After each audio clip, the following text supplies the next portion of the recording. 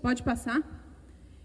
O Departamento de Assistência Técnica e Extensão Rural, ele tem algumas áreas estratégicas, isso aqui é só para ilustrar para vocês, mas a gente tem a parte de formação, que está lá em cima, e o fomento, que é a parte dos projetos. Então, é meio que um eixo estruturante, né? Então, você tem a formação, que a gente poderia dizer que é mais na linha da gestão, que é a capacitação de técnicos, de agentes de desenvolvimento, toda a parte, a estratégia de capacitação e de formação do Plano Brasil Sem Miséria passa por essa área dentro do DATER.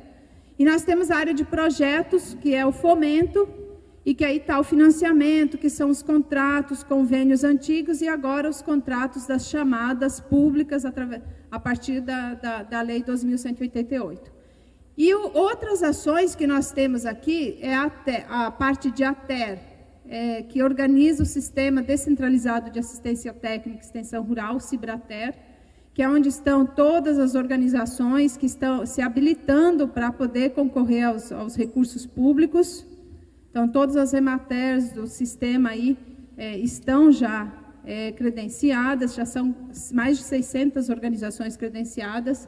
Nós temos uma linha que é a parte de inovação tecnológica, isso é uma cobrança muito grande, como é que você inova, você implementa, você cria e implementa políticas de pesquisa, de desenvolvimento apropriadas para a realidade da nossa agricultura familiar. Então, a inovação tecnológica está aí, e outras estratégias que têm relação com o Brasil Sem Miséria, com o programa de sementes, com diversificação na agricultura familiar, entre outras. Pode passar.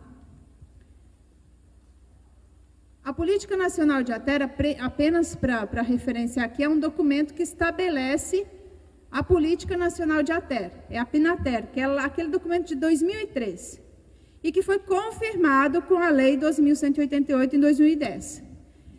E foi gerado a partir de um amplo debate com todos os segmentos da agricultura familiar. Isso é muito importante quando se discute gestão de uma ATER pública no Brasil. É que a Política Nacional de ATER, apesar de ter uma série de desafios aí para se avançar, ela foi estruturada e ela nasceu a partir das demandas e da colaboração da sociedade civil de todos os estados brasileiros. Pode passar. E ela tem vários princípios. E esses princípios, eles devem ser seguidos o máximo possível em ações de gestão e financiamento. O financiamento tem uma relação muito direta com a parte legal, né? De como você implementa e é fiscalizado, e é pago, e é usado esse dinheiro lá na ponta.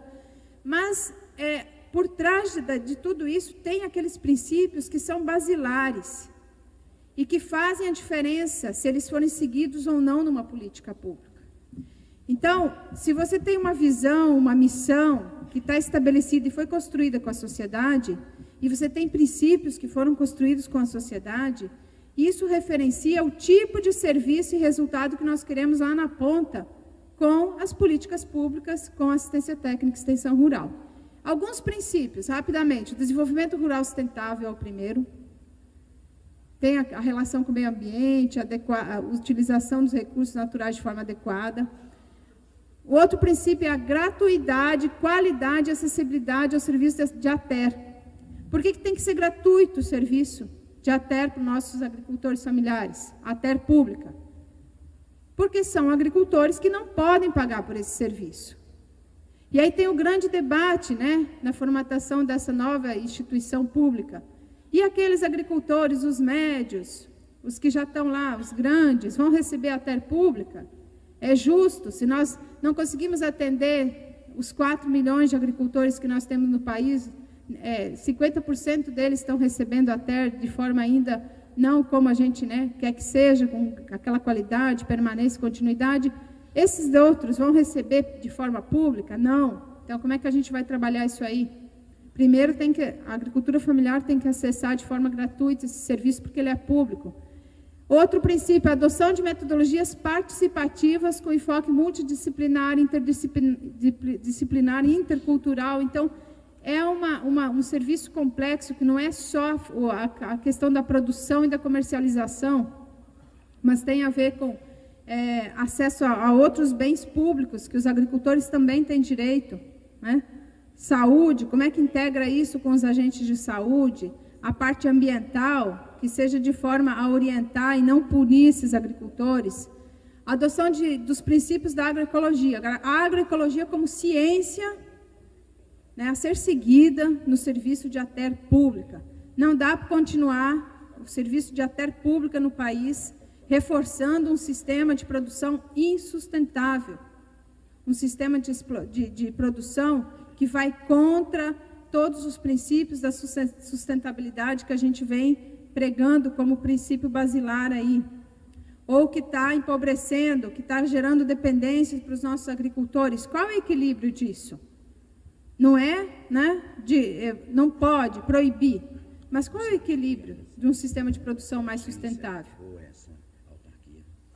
Equidade nas relações de raça, gênero, etnia, geração.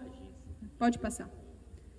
Outro princípio, contribuição para a segurança, soberania alimentar e nutricional, primeiro no Brasil, depois fora, na África.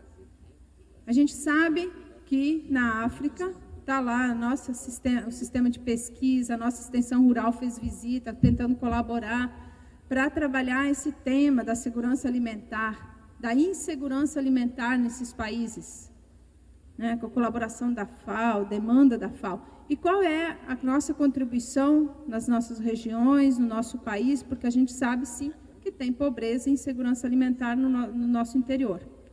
Senão não teria, né, esses 7,5 milhões de gente passando fome. Né?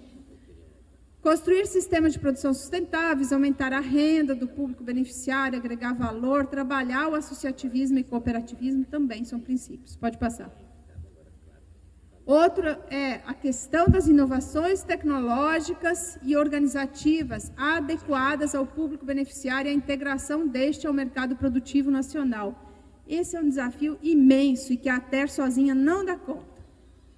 Felizmente, vocês tiveram aqui ontem alguém da Embrapa que certamente trouxe alguma ideia para vocês sobre como fazer tecnologia apropriada para os nossos agricultores, né?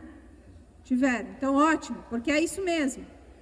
A Embrapa tem que colaborar com assistência técnica, com a pesquisa adequada, inovação tecnológica, de fato, que se adeque aos nossos agricultores. E se não está fazendo em todos os estados, tem que ser cobrado para fazer, né?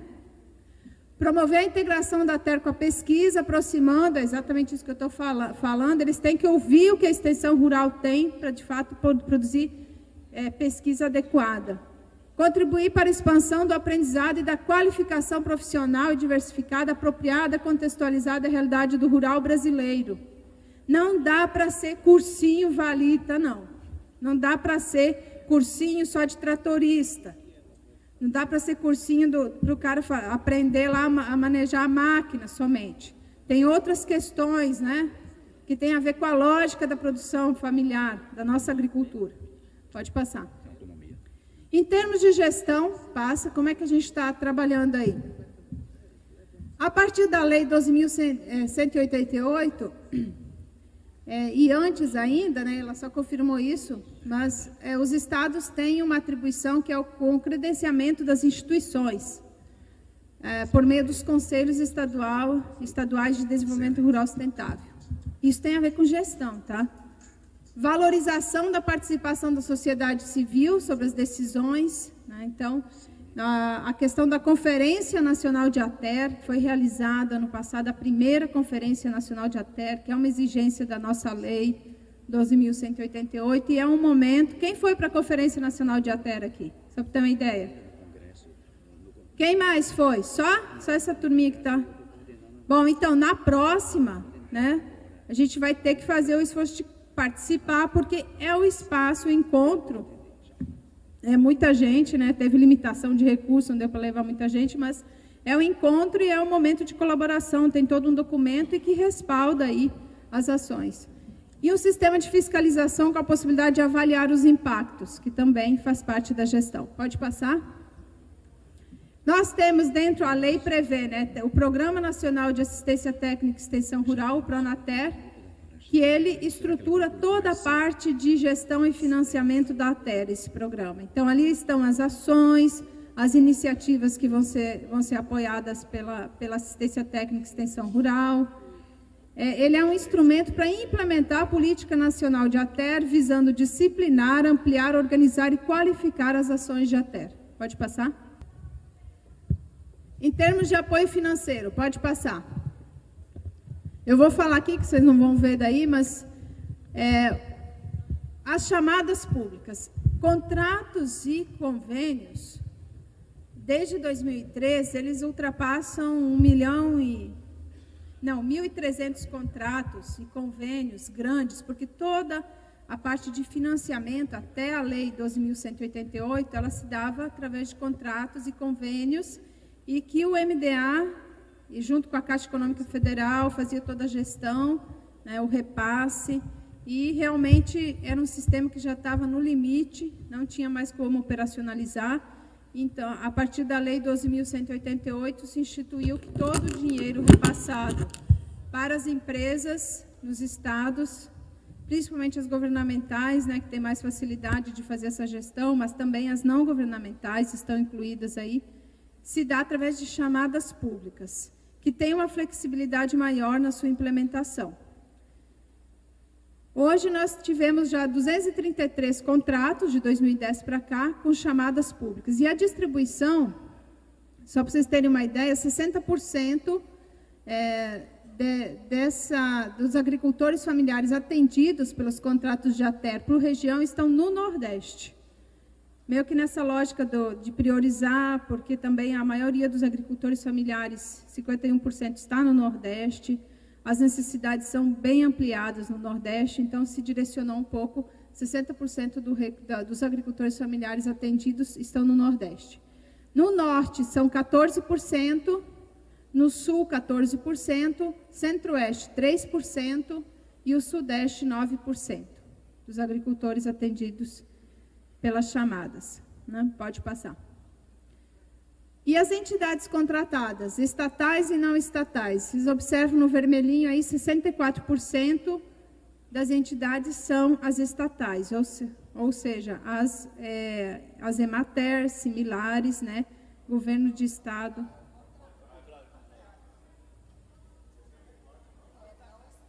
Ah, entidades já estão contratadas por tipo. Está errado. Bom, deve ser isso que deve estar certo. Eu que falei errado, viu? As não estatais são a 64% do valor por tipo. Ô, Zoé, você sabe aí se o recurso, será que está errado o recurso maior está com as estatais ou com as não estatais?